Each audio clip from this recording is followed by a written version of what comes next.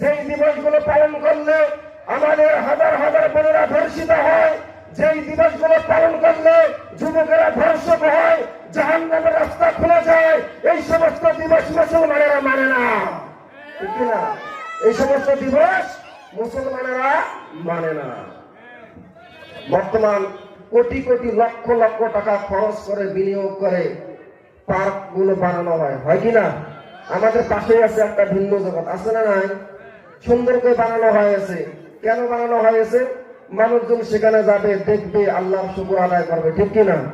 কিন্তু সেখানের পরিবেশ গুলো এমন হয়ে গেছে, কোন সন্তান তার মাকে নিয়ে যাইতে পারে না। পারে?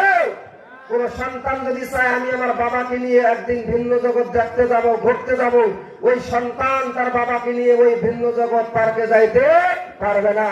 রংপুর চিড়িয়াখানা যাইতে পারবে না, রংপুর সিভিলি পার্কে বাবাকে নিয়ে যাইতে পারে না।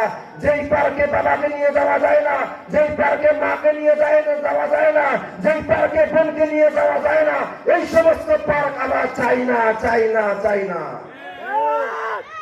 যে সমস্ত পার্কের কারণে আমাদের বোনেরা ধর্ষিত হয়, আমাদের ভাইয়েরা ধর্ষক হয়, এই সমস্ত পার্ক খুলে দেওয়া হয়েছে জাহান্নামের রাস্তা সহজ করার জন্য, ঠিক কিনা? ঠিক কিনা?